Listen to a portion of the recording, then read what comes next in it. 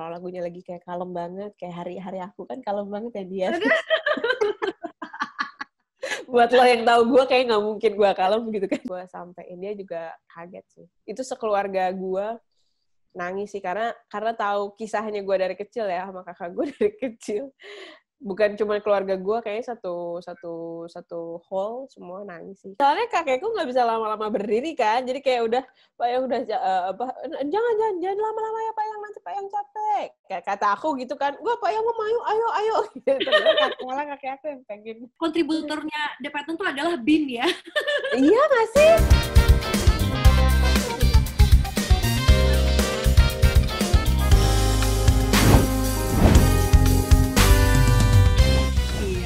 Oke deh kalau gitu Yura, sekarang kita mau jawabin pertanyaan dari netizen ya.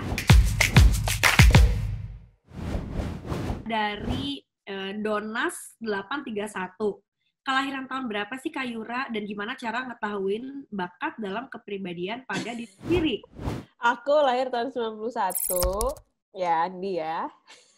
Terus Donas berapa sih ya? cara tahu bakat tuh dari berkaca sama waktu kecil sih kalau aku ya. Apalagi passion sama bakat tuh cara taunya justru udah muncul tuh waktu kita kecil sebenarnya tanpa kita sadari ya. Tiba-tiba kita suka nyanyi, tiba-tiba kita pengen. Kalau anak kecil kan kayak melakukan sesuatu ya mereka melakukan karena mereka senang aja kan. Iya. Jadi gue dari kecil juga emang suka nyanyi-nyanyi sendiri, suka nari-nari sendiri di depan TV. Terus gue tuh dulu selalu matiin TV.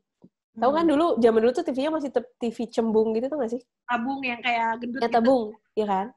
Nah, kalau kita matiin TV-nya, kita bisa bercermin kan di depan televisi. Yeah. Nah, jadi aku tuh dulu gue selalu nyangka, kalau misalnya gue matiin TV tuh adalah waktunya semua orang ngelihat gue di TV manapun yang ada di seluruh dunia. Jadi gue suka kayak nyanyi di depan TV, gue ngaca depan TV, oh berarti ini gue lagi disiarkan di seluruh dunia nih.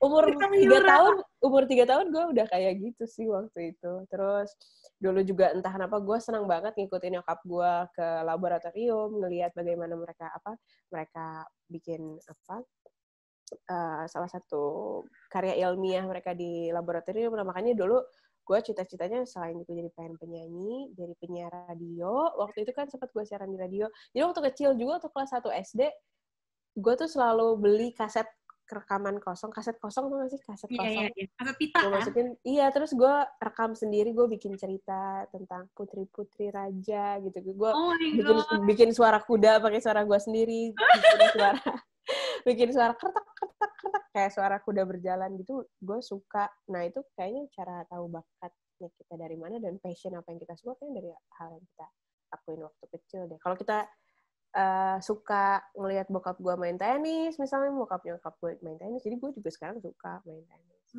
Oke. Jadi memang bakat tuh pasti ada lah yang udah keintip dikit-dikit dari kecil ya, kayak habit. Makanya gue tuh punya cita-cita dulu, gue pengen banget jadi penyanyi, pengen jadi penyiar, pengen jadi kimia analis, pengen jadi petenis internasional. Gitu. Wow. Dan mungkin jadi yang di kimia yang belum ya, sisanya bisa dan pernah dilakukan ya. Iya, semuanya pernah dilakukan. Oke. Lanjut ya, Donas 831 mudah-mudahan sudah menjawab. Ada @yanti_harianja_ nih ya tadi. Apa Kak Yura pernah gagal dalam mencapai berbagai prestasi itu? Gimana perasaannya dan apa yang dilakukan? Kalau pernah gagal, pernah nggak katanya? Gagal. Mungkin meleset gitu, pengennya apa, taunya jadinya gimana gitu kali ya? Oh, dulu gagalnya, tapi gagalnya masa lalu kalau yang gue inget-inget ya.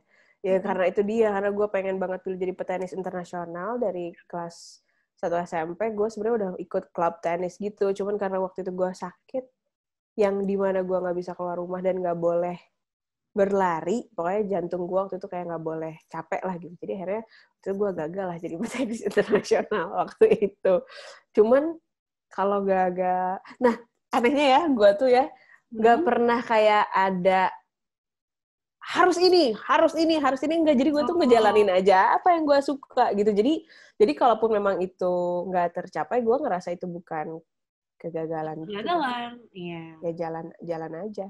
Jadi cepat ya, misalnya kalau misalnya gagal sedikit ya cepat lagi bangkitnya, karena gue herannya gue juga heran sama diri gue sendiri ya, kayak nggak ada kayak harus ini terlalu tinggi ekspektasi juga kadang-kadang kalau mental kita nggak kuat bisa bikin kita jatuh banget ya. Jadi ya kita jalanin aja apa yang maksimal kita bisa. Pokoknya gue prinsipnya gue selalu melakukan apapun semaksimal yang gue dan tim gue bisa.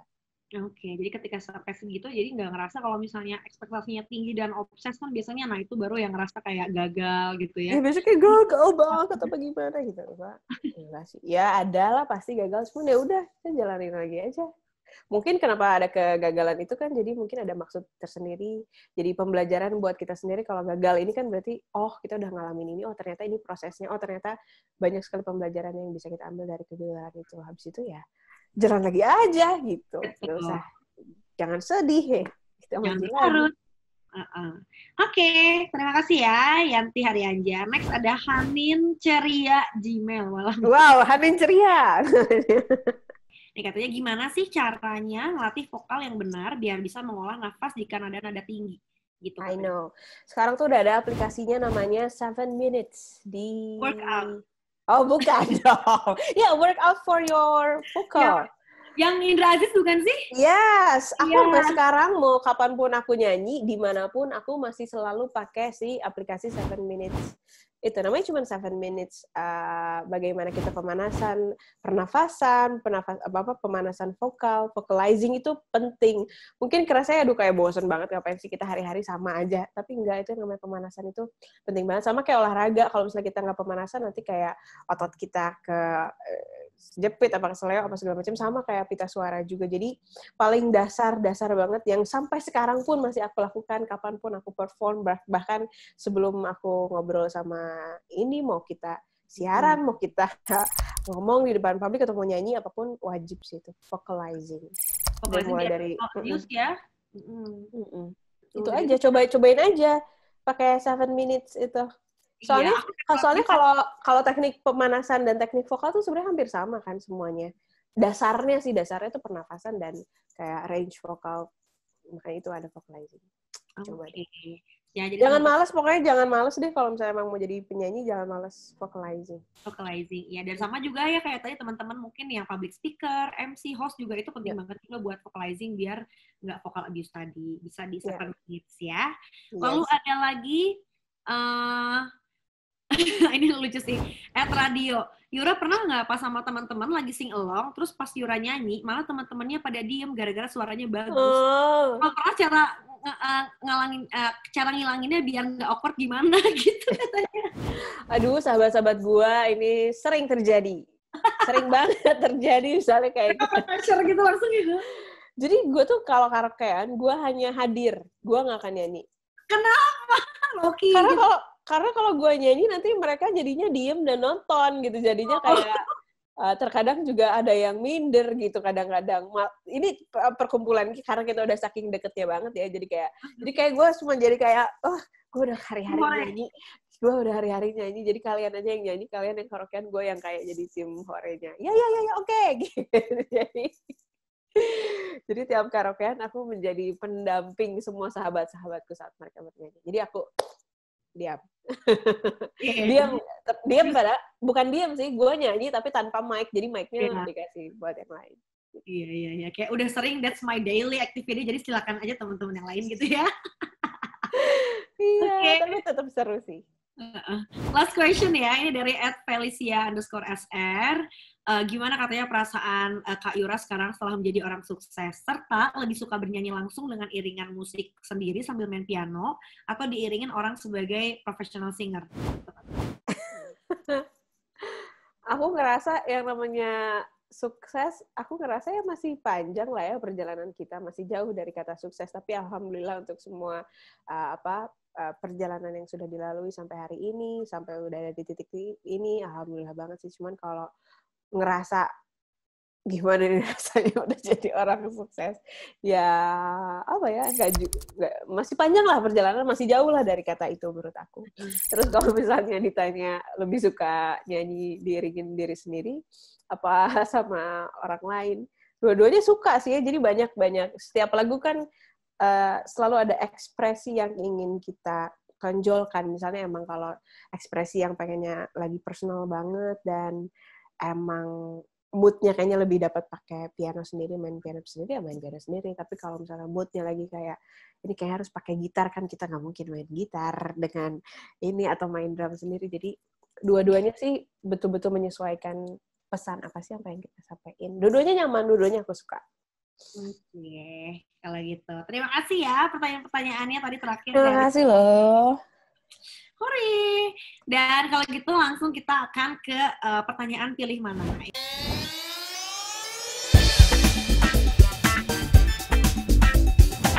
Duh, gue tuh kalau kayak gini pengennya langsung deh ketemu sama lu, Di. Kayak jauh-jauh gini tuh gue gemes.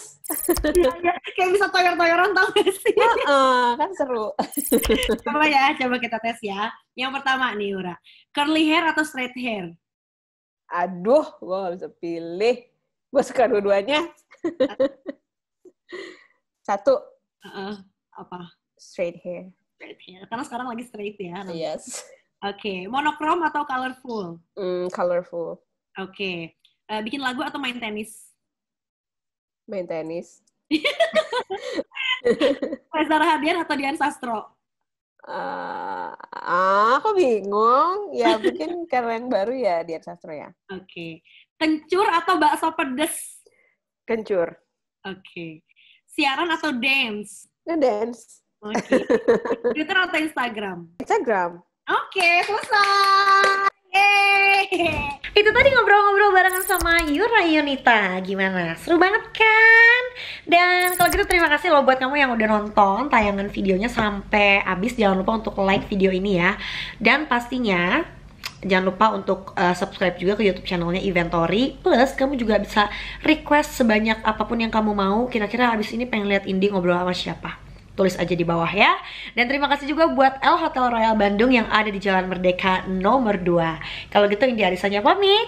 See you when I see you teman cerita. Bye-bye.